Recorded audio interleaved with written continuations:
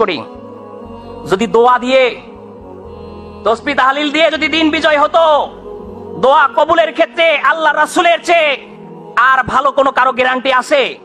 কথা বলেন আছে? একটা উদাহরণ দেই, আপনাদের কাছে স্মরণ হয়ে যাবে।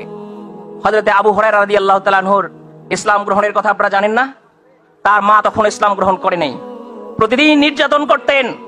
একদিন নির্যাতন সহ্য করতে না পেরে আল্লাহ রাসূলের কাছে এসে কি বলেছেন, ইয়া রাসূলুল্লাহ, আপনি কি আমার মায়ের জন্য দোয়া করবেন না? আমার মা কি কালেমায়ে শাহাদাত উচ্চারণ করবে না?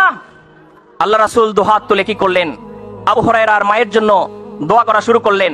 আর আবু হুরায়রা তখন কি করেছিলেন, তিনি দৌড়াচ্ছিলেন যে দেখি আল্লাহ রাসূলের দোয়া তো কখনো মিস হয় না, দেখি আল্লাহ রাসূলের দোয়া আগে পৌঁছে নাকি আমি আবু হুরায়রা আগে। কি পৌঁছার পরে কি দেখেছেন, আল্লাহ রাসূলের দোয়া আগে।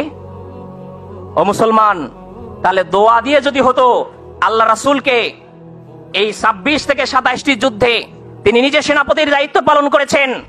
প্রায় 80টি 66 থেকে 80টি বিভিন্ন রেফারেন্সে বিভিন্ন ধরনের এসেছে, 80-82টি যুদ্ধের মধ্যে আল্লাহ রাসূল অংশগ্রহণ করেছেন। তায়েফের ময়দানে তিনি রক্তাক্ত জখম হয়েছিলেন।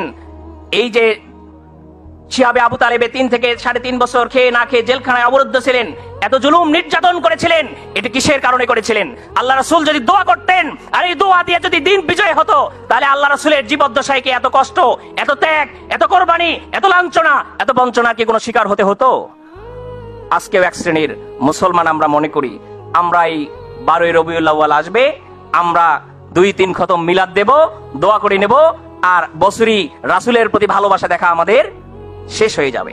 প্রিয় ভাইরা আমার, আমি শেষ করতে চাই, রাসূলের উদ্দেশ্যটাই হচ্ছে কি, রাসূলের উদ্দেশ্যটাই ছিল দিনকে বিজয়ী করার জন্যই রাসূলকে পৃথিবীতে প্রেরণ করা হয়েছিল।